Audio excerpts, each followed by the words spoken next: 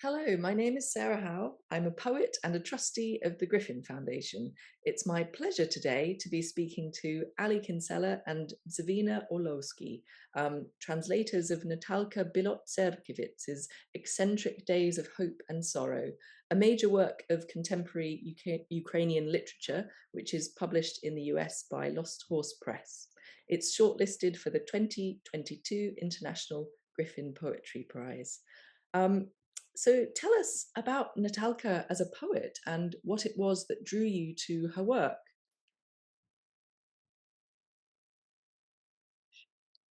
I'll begin. I was introduced to Natalka around 1996. I was invited to translate and co-translate some of her poems for a kind of a seminal anthology called New Writing from Ukraine.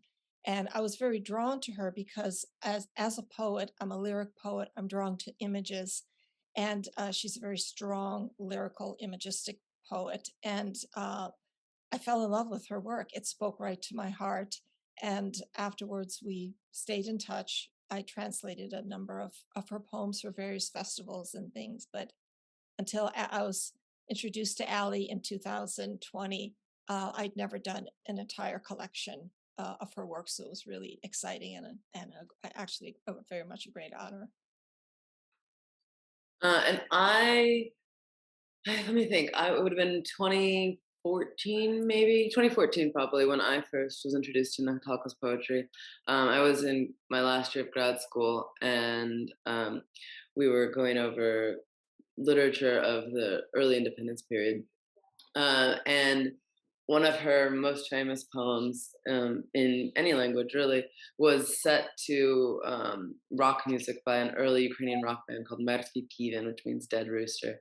And incidentally, the lead singer is married to my literature professor, so there may have been a connection there. But the song is tremendously famous nonetheless, and it's very catchy. And I got the rhythm, and I really liked it, and just kind of stuck with me. And then it wasn't till I knew about this series from Lost Horse Press, and I definitely wanted to get involved. And I thought that she was kind of an overlooked voice of the early '90s that really needed to be represented in English.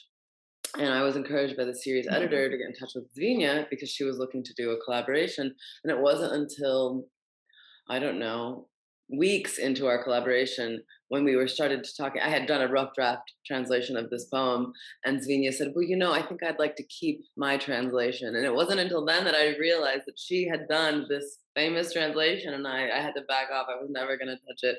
But I sort of knew Zvinia before I met her in that sense. Oh, thank you for setting the scene in that way. We'd love to hear one of the poems, perhaps in Ukrainian and English. And well, yeah, so explain to us why this one sort of stands out for you from the book. Okay, so this is knife in Ukrainian. Ніж. Ніж, щоб накроїти хліб.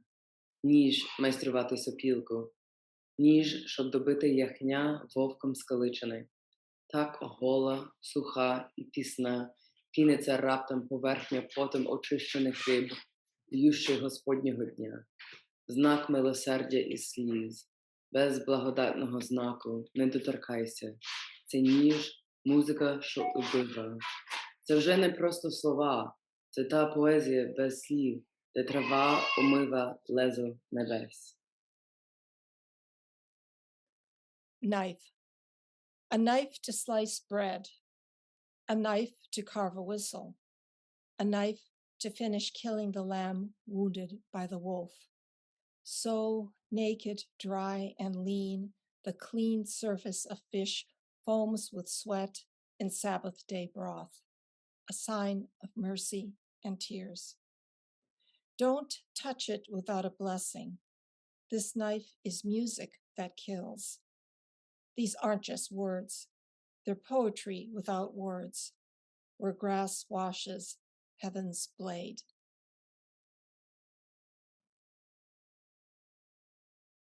So tell us more about this wonderful poem. I really love this poem because I think that it's in my opinion, Natalka's writing at what draws me the most, which strong images, huge leaps of faith, because she's kind of going one beat to another, and each line is very powerful, and each line kind of turns the poem in a different direction. With the beginning, a knife to slice bread, a knife to carve a whistle, a knife to finish killing the lamb wounded by the wolf. It starts out this innocent knife that's cutting bread, and then it progresses to the whistle, which is a happy image, but it could also be a military whistle. So it's starting to get more ominous. And then you have this kind of duality of out of mercy, finish killing off the lamb that's already been wounded by the wolf. So just in those beginnings, and I think this is somewhat typical of her writing, you've already got three different things going on. And again, I love the fact that she's able to take a simple object and metaphorically give it a lot of symbolism and weight. And I think it translates very musically into English too, which is important. That was what I was going to say. I think like even visually, it's an interesting poem that it's very deliberate in her structure, and that translates into English visually as well. And I know that here comes the siren. I know that for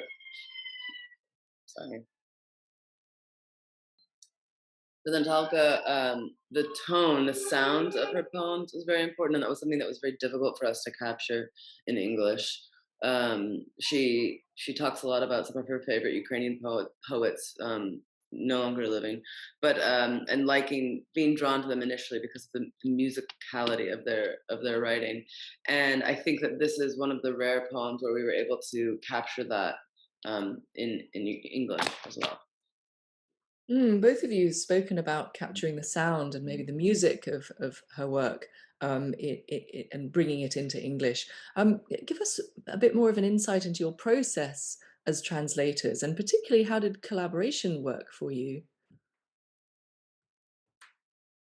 Well, this was the first time I had collaborated on anything quite this ambitious, and it was my biggest poetry project. It is my biggest poetry project ever.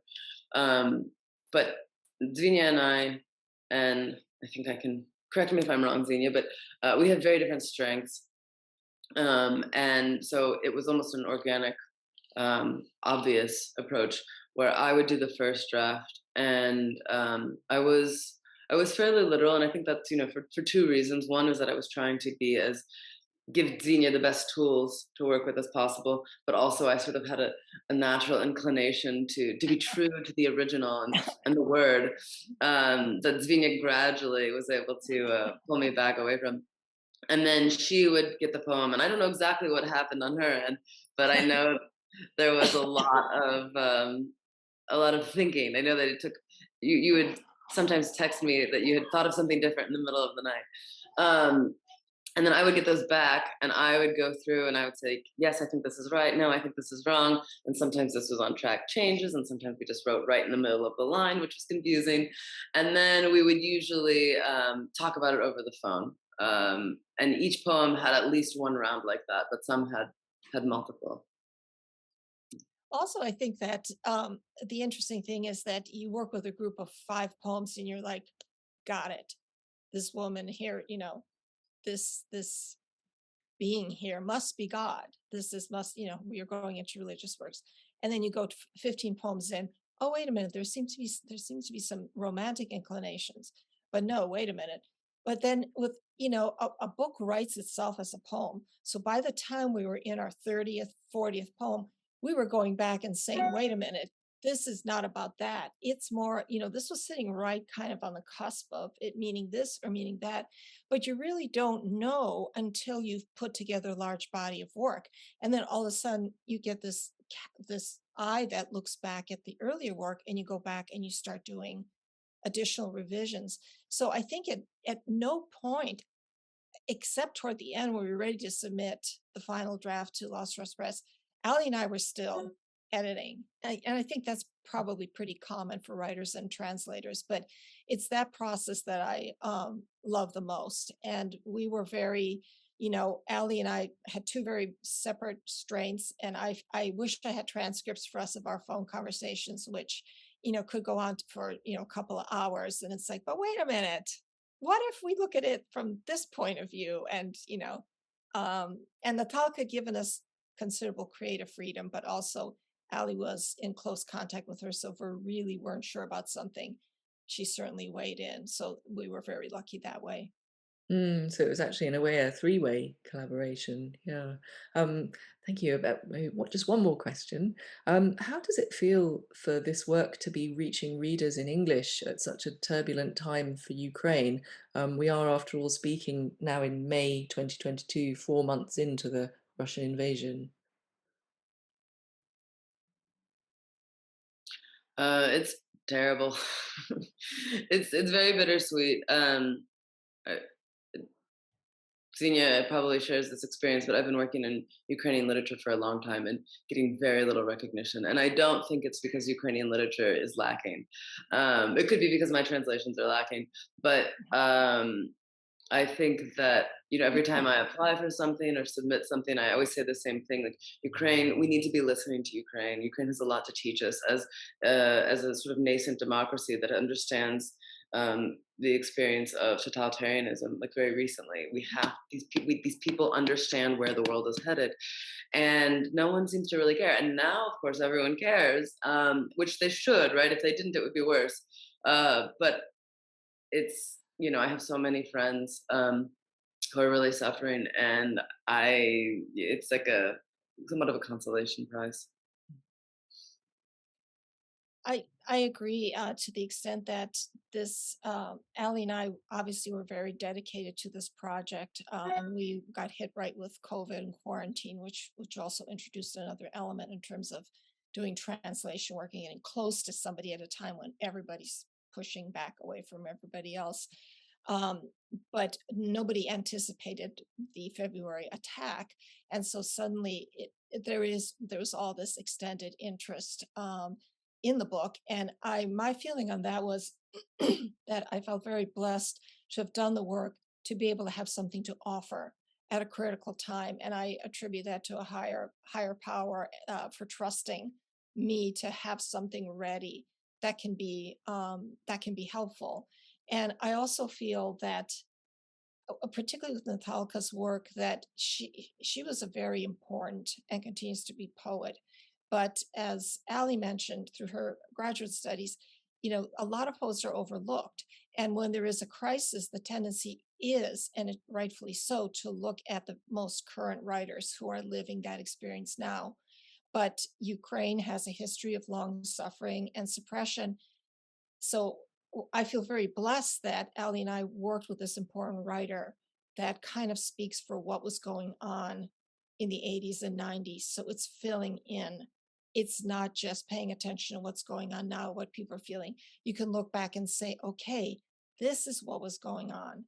The fact that this is a bilingual edition, I feel is a snapshot of the language that was being used. And that's also very important because Ukrainian language has shifted so much in the decades. In my life, it's shifted like three times, Polish, Russian influence, that I think it's an important record to know what the language actually was and what people were feeling and how those feelings became universal that led to what the situation Ukraine is in now and how they are fighting, um, to maintain independence.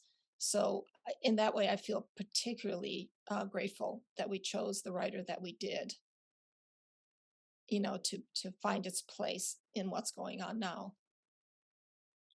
Thank you so much, Ali and Dzvinia, for sharing this window into your process and for introducing this wonderful book to a wider readership. It's been a pleasure. Thank you. Thank you.